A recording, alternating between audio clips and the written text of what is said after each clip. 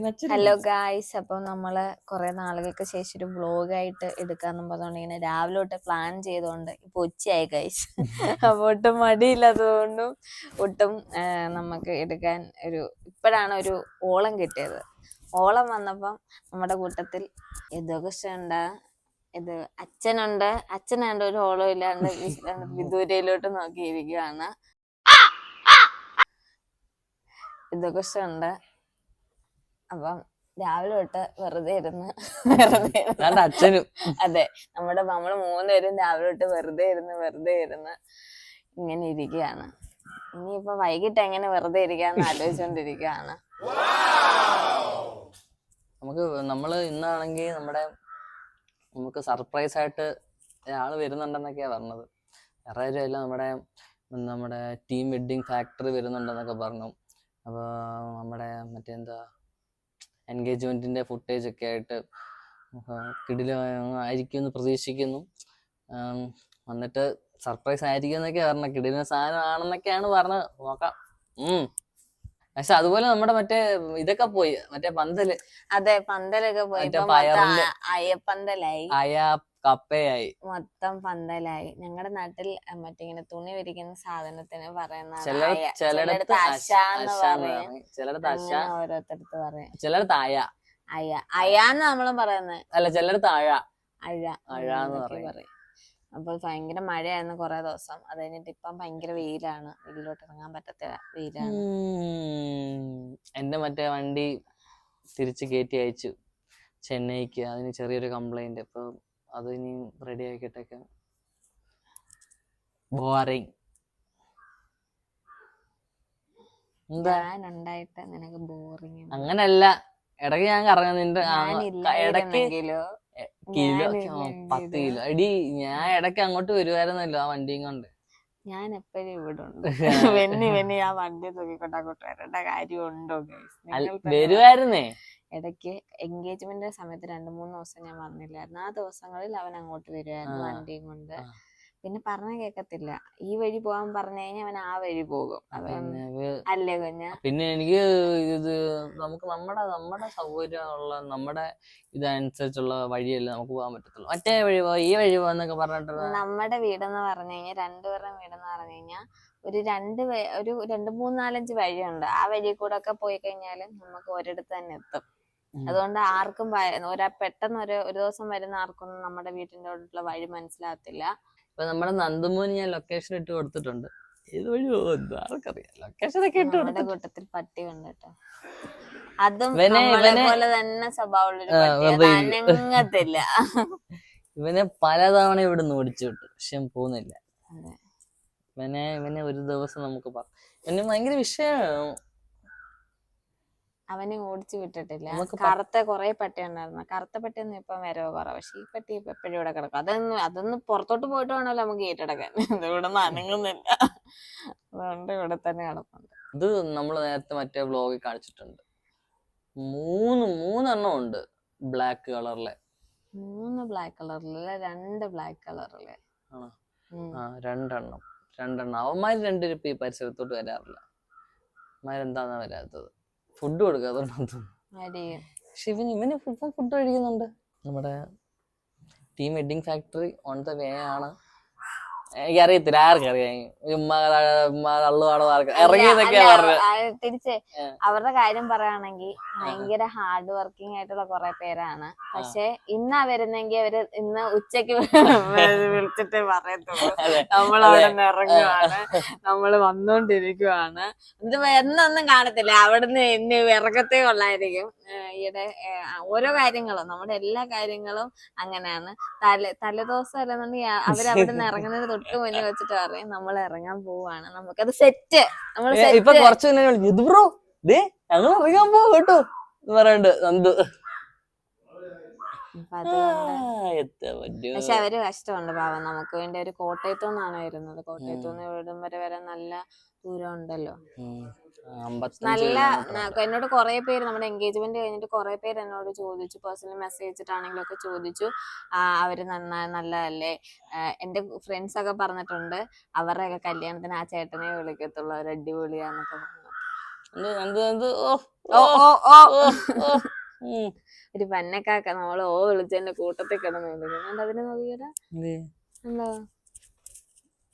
Zouma ചെയ്യേ കാക്കയെ zoom ചെയ്യാൻ പറഞ്ഞപ്പോ അവൻ എന്നെ സൂം ചെയ്യുന്നു. വേർത്തു കുളിച്ച് ചൂടാ ഗൈസ് ഭയങ്കര. അപ്പൊ നമുക്കിനി ഓരോരോ കാഴ്ചകൾ കാണിക്കാം. നമ്മുടെ ഇവിടെ എല്ലാം കുറെ കൃഷി പോലെ എന്തൊക്കെയോ ക്നാപ്പുണ്ടായിരുന്നു. എന്ത് ചെയ്യുന്നതെല്ലാം ഇവിടെ നിറച്ചിങ്ങനെ വലിയൊരു പന്തല് പോലായിരുന്നു. എല്ലാം പോയി, എല്ലാം പൊളിച്ചു കളഞ്ഞു. അത് മഴയും വെയിലും ഒക്കെ ആയിട്ട് വരുമ്പോഴത്തേനും ഒന്ന് മാറി ഒന്നുകൂടി പിന്നെയും വന്ന് അങ്ങനെ വരത്തുള്ളൂ. ഞാൻ വരുന്നത് വേറൊരു കോസ്റ്റ്യൂമിലായിരിക്കും എന്നും ഇങ്ങോട്ട്, തിരിച്ചു പോകുന്നത് ഞാൻ ആലോചിക്കുന്നത്. ഇവളിത് എനിക്ക് മിനിഞ്ഞാന്ന് എനിക്ക് വാങ്ങിച്ചു തന്ന ടീഷർട്ടാണ്. അതിപ്പോ ഞാൻ പറയട്ടെ, ഇപ്പം നമ്മുടെ സ്വന്തം കോസ്റ്റ്യൂം ഇടുന്നതിനെക്കാട്ടിലും നമുക്ക് ഇഷ്ടം നമ്മുടെ പാർട്ട്നേഴ്സിന്റെ കോസ്റ്റ്യൂം ഇടുമ്പോ ഒരു കിട്ടുന്ന ഒരു സംഭവം. അത് മാത്രല്ല, ഇപ്പൊ എനിക്ക് ഈ ഇച്ചിരി ലൂസായിട്ട് കിടക്കുന്ന ഇടുകയാണെന്നുണ്ടെങ്കിൽ നല്ല രസമാണ്. ഇങ്ങനെ മൊത്തത്തിൽ കൊള്ളാം എന്നൊരു ഇതാ. പിന്നെ ഞാൻ ഫസ്റ്റ് പറഞ്ഞൊരു കാര്യം ഞാൻ മാറ്റുവാണ്, വെറുതെ ഇരിക്കുവല്ല. ഇവന്റെ അടുത്ത് വന്നാൽ ഇവൻ മനുഷ്യനെ അടിമപ്പണി എടുത്ത് കൊല്ലും. ഇവൻ ഭയങ്കര പണിയാണ്. ഇങ്ങോട്ട് ഇറങ്ങി വന്നപ്പോ അവന് വേണമെന്നുണ്ടെങ്കിൽ കൂട്ടത്തിൽ കൊണ്ടുവരാൻ പറ്റുന്ന സാധനമുണ്ട്. പക്ഷെ നമ്മളെ 10 തവണ അങ്ങോട്ട് കയറ്റി ഇറക്കി നമ്മൾ ഇല്ലാണ്ടാക്കും. അതുകൊണ്ട് സത്യത്തിൽ വ്ലോഗ് എടുക്കുന്നതൊന്നും ഇഷ്ടമല്ല. കാര്യം ഞാൻ അതിന്റെ പുറകെ 100 ഓട്ടം ഓടേണ്ടി വരും. അതുകൊണ്ടാണ് വ്ലോഗ് നമ്മുടെ ചാനലിൽ കുറവ്. അതുകൊണ്ട് എടുക്കാൻ വയ്യാത്തോണ്ടല്ലേ അല്ലേ? എടുക്കാൻ വയ്യാത്തോണ്ട് അതാ പറഞ്ഞത്. എന്താ എനിക്ക് എടുക്കാൻ വയ്യാത്ത? ഓരോ സാധനം എടുക്കാൻ വയ്യാത്തോണ്ടെന്ന്. ഒരു ട്രൈപോഡ് എടുത്തോണ്ട് പോകും. ട്രൈപോഡ് മാത്രമാണോ? മൈക്ക് എടുത്തോണ്ടാകും ഞാൻ. മറ്റെന്തായിരുന്നു, ആ പെട്ടി എടുത്തോണ്ടാകും ഞാൻ. ചാർജർ എടുത്തോണ്ടാകും ഞാൻ. മൂത്രം എടുക്കേണ്ട സാധനം മൂത്രം കണ്ടോ, ഇതൊക്കെ നിനക്ക് പാടാണെന്നുണ്ടെ ചെയ്യത്തില്ലല്ലോ. ഒന്നും എടുത്തോണ്ട് വരാഞ്ഞത്. ബാക്കി ഒരു ദിവസവും ഒന്നും എടുക്കാറില്ല, എല്ലാ ദിവസവും ഞാൻ തന്നെ എടുക്കുന്നത്. അയ്യോ അമ്മേ, ഞാനില്ലായിരുന്നെങ്കിലോ കിലോ അല്ലെങ്കിലും കണ്ണുള്ളപ്പോ കണ്ണിന്റെ വില മനസ്സിലാകത്തില്ല. ഇത് നീ കൊറേ ദിവസമായിട്ട് ഡയലോഗ് അടിക്കുന്നുണ്ട് കേട്ടോ. അത് ഞാൻ ഉള്ളപ്പോഴല്ലേ എനിക്ക് ആ ഡയലോഗ് അടിക്കാൻ പറ്റത്തുള്ളൂ. ഞാൻ മാറി നിന്നിട്ട് ഡയലോഗ് അടിക്കാൻ നീ ഒരു സാഹചര്യം എനിക്ക് തരുന്നില്ലല്ലോ. കണ്ടോ, അവിടെ അവൻ കഷ്ടപ്പെട്ട് കേറുകയാണ് പിടിക്കാൻ. ഇത് മറ്റേ ആ വണ്ടി ഉണ്ടെന്നുണ്ടെങ്കിൽ ഇവിടുന്ന് പക്ഷെ എളുപ്പം. പക്ഷെ ഇങ്ങനെ കൈയിട്ട് ചെയ്യണമെന്നാ പറയുന്ന കാര്യം. അതൊരു എക്സസൈസാ. അയ്യോ. പിന്നെ ഇതിനകത്തൊരു കമന്റ് ഇട്ടൊരു മണ്ടൻ ഇന്നലെ ഒരു കമന്റ് ഇട്ടേക്കുവാണ്. ഞങ്ങളുടെ ഓണത്തിന്റെ ഡാൻസ് കളിച്ചപ്പം ഡാൻസ് കളിച്ചപ്പോ പറഞ്ഞപ്പോഴത്തേന് പെൽവിക് ബോൺ വെച്ച് ബാലൻസ് ചെയ്ത് എങ്ങനെ ഡാൻസ് ഞാൻ അവിടെ കൈയിട്ട് കിടന്ന് ഇളകിക്കോ, കൈയിട്ടും നെഞ്ചിട്ടും കിടന്ന് ഇളകിക്കൊണ്ടിരിക്കുവല്ലേ. അവൻ തന്നെ എന്നിട്ട് വേറെ പല വൃത്തികെട്ട കമന്റ് നമ്മുടെ അക്കൗണ്ടിനകത്ത് ഇട്ടിട്ടുണ്ടായിരുന്നു. നമ്മൾ അതിനായിട്ട് വെറുതെ കമന്റ് റിയാക്ഷൻ കൊടുക്കണ്ടല്ലോ. അതുകൊണ്ട് നമ്മൾ അവനെ ബ്ലോക്ക് ചെയ്തു. എനിക്ക് ഇഷ്ടപ്പെട്ടില്ല. എന്നെയും ഒരുമാതിരി വൃത്തികെട്ട കമന്റ്സ് ഒക്കെ. ഞാൻ ഇവളെ നോക്കിയിരിക്കണ്ട, ഇവള് വേറൊരുത്തന്റെ കൂടെ പോകും എന്നിട്ട് അങ്ങനെ എന്നൊക്കെ പറഞ്ഞോണ്ട് വൃത്തികെട്ട. അത് ഞങ്ങള് പകുതിയെ പറഞ്ഞിട്ടുള്ളൂ. അതിനകത്ത് തന്നെ കുറെ ആരാ പൊട്ടൻ? നീയല്ലേ, നിനക്കല്ലേ ഉത്തരവാദിത്തം വേണ്ടത്.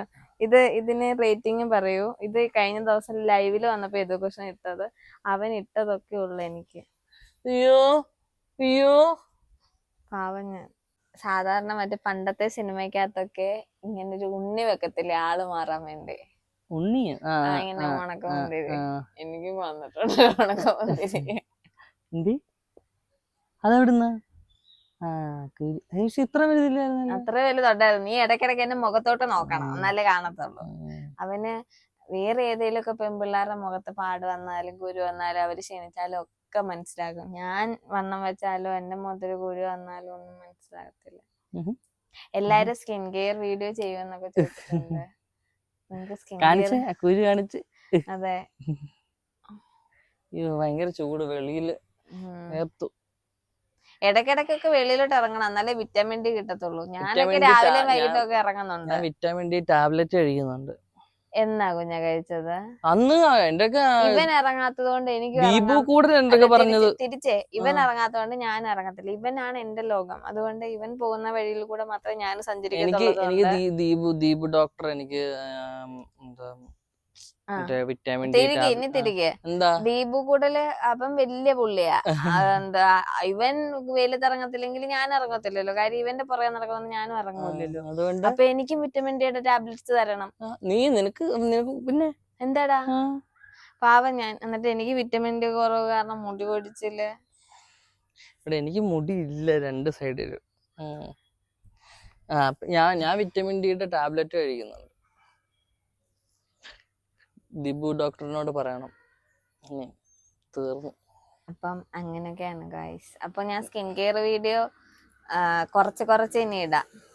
എന്തുവാ എന്താണെങ്കിലും ആൾക്കാര് തന്നെ പറയും, എന്തുവാ ചേച്ചി ഇത് അരിപ്പൊടിയോ, എന്തെങ്കിലും മാറ്റം ഉണ്ടെന്നുണ്ടെങ്കിലൊക്കെ അത് എന്തെങ്കിലും മാറ്റമൊക്കെ ഉണ്ടെന്നുണ്ടെങ്കിൽ അതൊക്കെ ഇടാം. അരിപ്പൊടിയൊക്കെ ഇട്ട മാറ്റം ഉണ്ടല്ലോ. ഈ എൻഗേജ്മെന്റിന്റെ സമയത്ത് ശ്രദ്ധിച്ചു കഴിഞ്ഞാൽ മനസ്സിലാകും. എന്റെ ഇവിടെ ഒക്കെ വേണമെങ്കിൽ ശാലിനി ചേച്ചിക്ക് മെസ്സേജ്, നമ്മുടെ മേക്കപ്പ് ആർട്ടിസ്റ്റ് ആയിരുന്നു, ചേച്ചിക്ക് മെസ്സേജ് ചോദിച്ചാൽ മതിയായിരുന്നു. ഇവിടെ എല്ലാം കുരു വന്നത്. ഞാൻ ഈ റേസർ യൂസ് ചെയ്യട്ടോ, മറ്റേ മുഖത്ത് രോമം ഉള്ളതുകൊണ്ട്.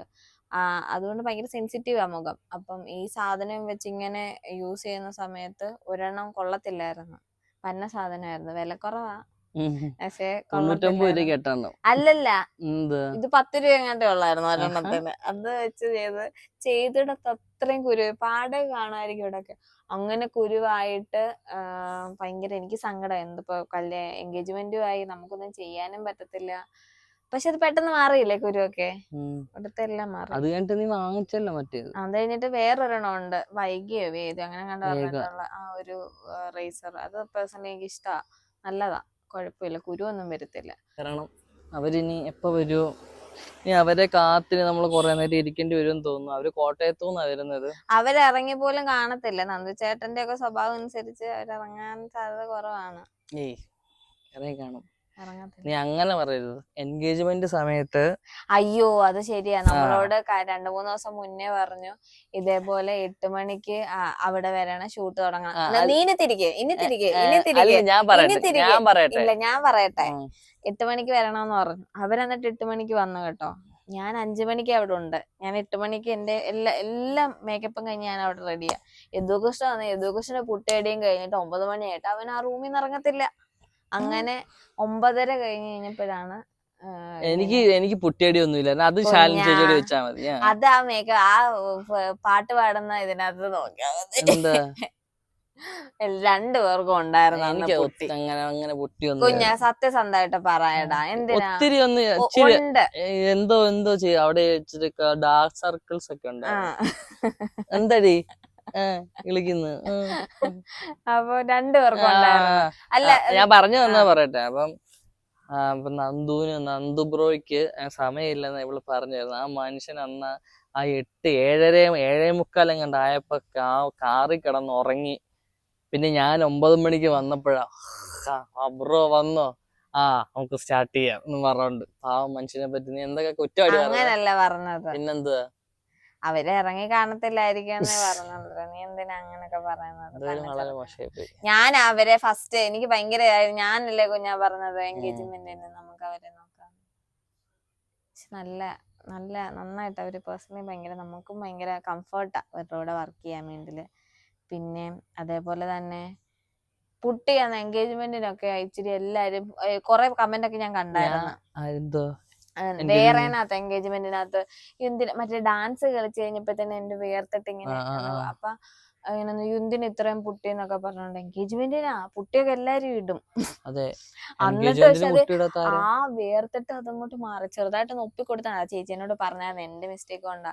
അപ്പം ആ സംഭവം അങ്ങോട്ട് മാറി കഴിഞ്ഞിട്ട് പിന്നെ അത് പോയിട്ടില്ലായിരുന്നു. നല്ല മേക്കപ്പ് ആയിരുന്നു. എനിക്ക് എല്ലാവർക്കും ഭയങ്കരമായിട്ട് ഇഷ്ടപ്പെട്ടായിരുന്നു. നമുക്ക് അന്നല്ലേ ചെയ്യാൻ പറ്റത്തുള്ളൂ. നമ്മളല്ലാണ്ട് എല്ലാ ദിവസവും മേക്കപ്പും ലിപ്സ്റ്റിക് മേക്കപ്പില് ഉൾപ്പെടും. പക്ഷെ അതിപ്പം ഞാൻ ഇപ്പൊ എടുത്തിട്ടതാ. Minimalist sunscreen. ഇത് മിനിമലിസ്റ്റ് അല്ല. പിന്നെ ഞാൻ സൺസ്ക്രീം മാറി. അങ്ങനെയൊക്കെയാണ് ഗൈസ്. എന്തായാലും നമുക്ക് ഇനി അവര് വരുന്നിടം വരെ നമുക്ക് പറ്റുന്ന കുറച്ച് കാര്യങ്ങളൊക്കെ പറഞ്ഞിരിക്കാം. പറ എന്താ? ഇത് ഈ ഉറുമ്പ് കടിക്കത്തില്ല, ഈ ഉറുമ്പ് ഈ ഉറുമ്പ് കടിക്കത്തില്ല. ഇതിന് നീറുന്ന ഇതിനെന്താ നീ പറഞ്ഞേ? ഇത് ചുമന്ന ഉറുമ്പ്. ചുമന്ന ഉറുമ്പല്ല, നീ ആദ്യം എന്താ പറഞ്ഞത്? ചോണൽ ഉറുമ്പെന്നാ പറഞ്ഞത്. ഉറുമ്പിന്റെ പേര് മാറിപ്പോയെങ്കിലും ഇത് കടിക്കത്തില്ല. ഇത് കടിക്കും. എടാ ഇത് കടിക്കൂലടാ. നിങ്ങൾ പറയൂ ഗായ്സ്, ഇത് കടിക്കൂല്ലോ? ഇത് കടിക്കത്തില്ല. ഇത് കടിക്കും.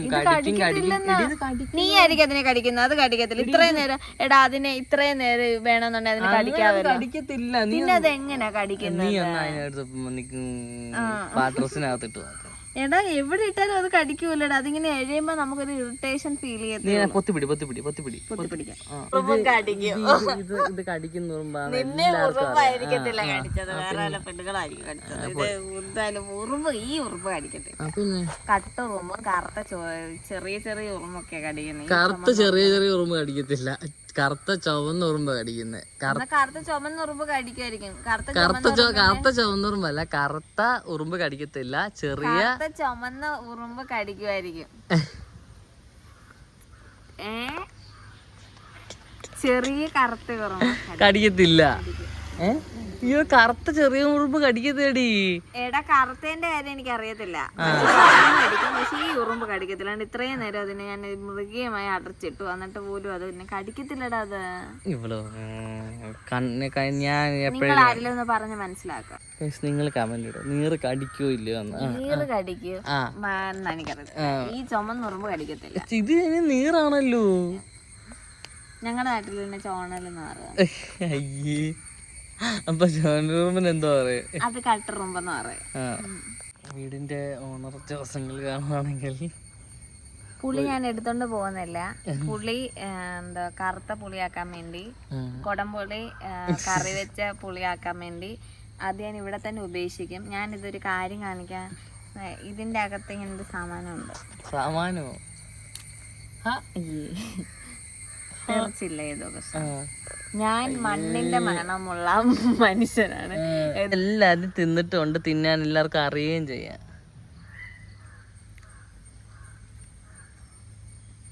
ഞാനൊരു വീഡിയോക്കെ തന്നോ ഉപ്പും മുളകിട്ട് തിന്നാന്ന്, പക്ഷെ അത് ഇവ സമ്മതിക്കുന്നില്ല. വേണേ പോയി ഉപ്പ് മുളക് എടുത്തിട്ട് എന്തുവാ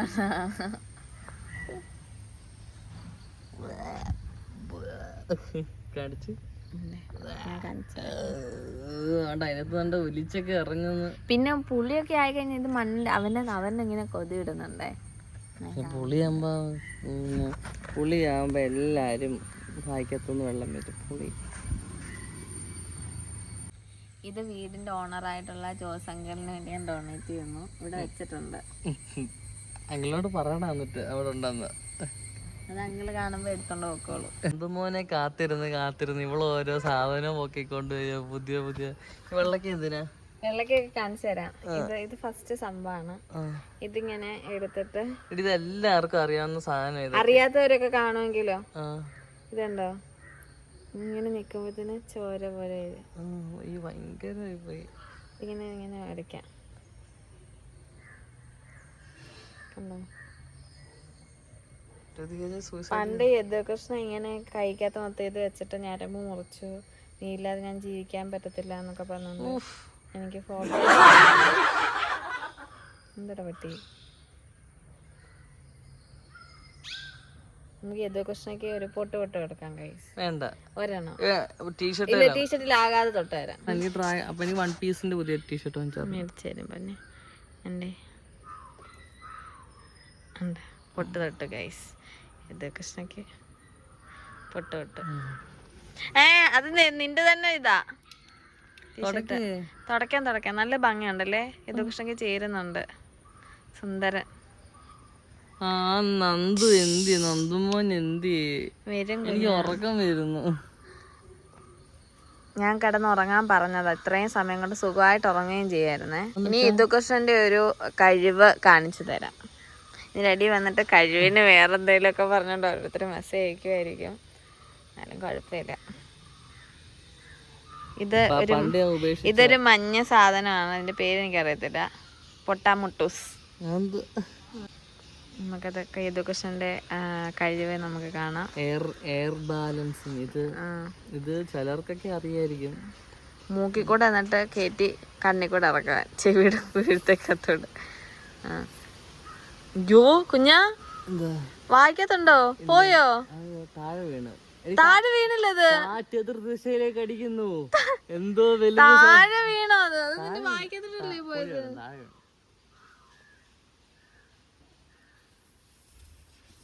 കണ്ടോ കണ്ടോ കണ്ടോ ഗൈസ്, അവന്റെ കഴിവ് കണ്ടോ? കഴിവ് ഓവർ ടാലന്റഡ് ബോയോ. കണ്ടല്ലോ, കണ്ടു കണ്ടു.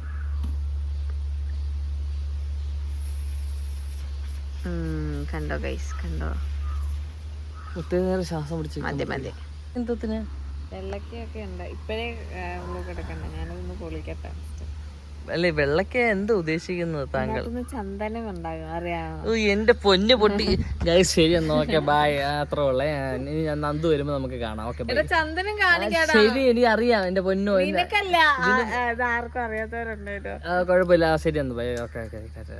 ഇതിനെ കൊണ്ട് വലിയ ശല്യം. ഇതിപ്പോ കണ്ട കാട്ടിന്ന് ഓരോന്നൊക്കെ പറിക്കൊണ്ട് വന്ന് വ്ളോഗ് എടുക്ക് കാണിക്കുന്നു പറഞ്ഞിട്ട്. കാണട്ടെ, ഇങ്ങനെയൊക്കെയാണ് ഞങ്ങളുടെ ബാല്യം കഴിഞ്ഞു പോയത്. നിങ്ങളൊക്കെ ഇപ്പൊ ഫോണൊക്കെ ഉപയോഗിക്കുന്നുണ്ടല്ലോ, നമുക്ക് ആ സമയത്ത് ഫോണൊന്നും ഇല്ല. ഞങ്ങള് 20 കിഡ്സാ, അല്ല 2K കിഡ്സാ. ഞങ്ങളുടെ കുഞ്ഞിലൊക്കെ ഞങ്ങളിങ്ങനെയൊക്കെയായിരുന്നു കളിച്ചോണ്ടിരുന്നത്. 2K കിഡ്സും ഇങ്ങനൊക്കെ തന്നെ കളിച്ചോണ്ടിരുന്നത്. ഇപ്പൊ ഇവര് ഈ പറയുന്ന പോലെ ഞങ്ങള് ഫോണ് ജനിച്ചപ്പോഴേ ഫോൺ കൈ കിട്ടിയവരോ അല്ലേ എല്ലാരും പറയുന്നത്. നമ്മളിതൊക്കെ തന്നെ ചെയ്തോണ്ടിരുന്നത്. കൊറേ പേര് അങ്ങനെ ചെയ്യുന്ന പറഞ്ഞിട്ട് എല്ലാരെയും അങ്ങ് അടിച്ച് ആശയപ്പിക്കരുത്. പൂമകം വാഴുന്ന ദേവി നിന്റെ അപ്പൂപ്പൻ ഇട്ട് എനിക്ക് വേണ്ട. ശരി എന്നാ. ഇല്ല, ഞാൻ ഇട്ട് തന്നിട്ട് കാണിക്കാം, നിങ്ങളെ കാണിക്കാൻ കഴിയും.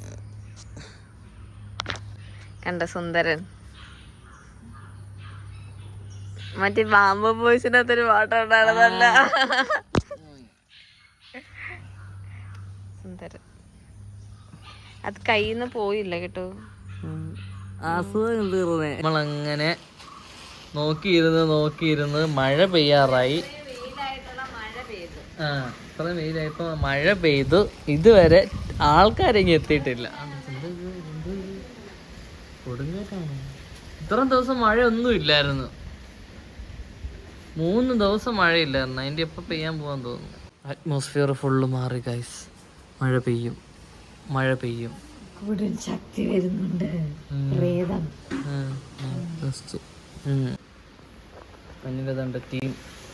Team factory എഴുന്നള്ളിക്കൊണ്ടിരിക്കുന്നു. ഫോർച്യൂണറിലൊക്കെയാ വരുന്നത്.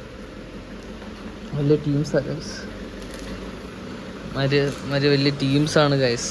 ടെററാ. വരുന്നു ഗൈസ്. സമയത്തിന് കൃത്യനിഷ്ഠയില്ലാത്തവന്മാര് വരുന്നു. സമയത്തിനൊരു വിലയില്ലാത്തവന്മാര്. കണ്ടോ, ആ മെയിൻ അല്ലേ അവൻ വരട്ടെ. കണ്ടോ, സമയം എന്താന്ന് പോലും അറിയാത്ത ടീംസാ. കണ്ടോ, ഫോർച്യൂണറിലെ വെള്ള ഷർട്ടൊക്കെ ഇട്ട്